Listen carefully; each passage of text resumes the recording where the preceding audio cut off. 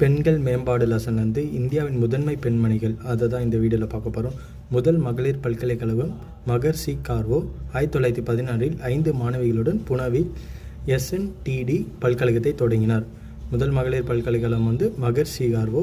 மத்திய அமைச்சர் பதவி வகித்த முதல் பெண் வந்து விஜயலட்சுமி பண்டிட். சுஷ்மா ஸ்வராஜ் அவங்க வந்து மத்திய வெளியுறவுத்துறை அமைச்சர் பதவி வகித்த முதல் பெண்.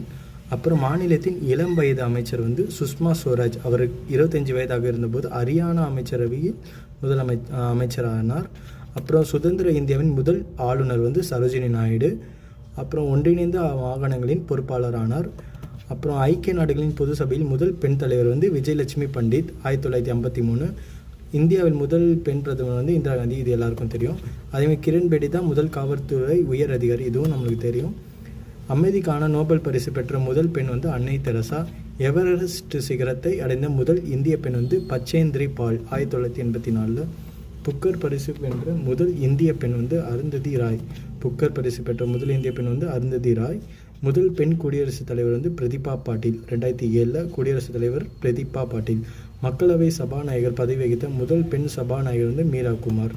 உச்சநீதிமன்ற முதல் பெண் நீதிபதி வந்து மீரா சாஹிப் பாத்திமா பவி. மக்களவை சபாநாயகர் வந்து யாருன்னா மீரா குமார்.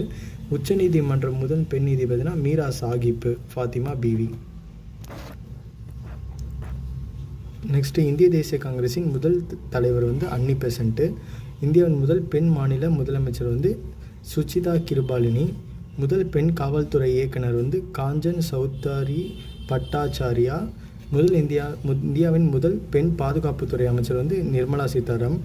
அதேமாரி நிதி அமைச்சரும் நிர்மலா சீதாராமன் தான். தேங்க்யூ. நெக்ஸ்ட் வீடியோவில் பார்க்கலாம்.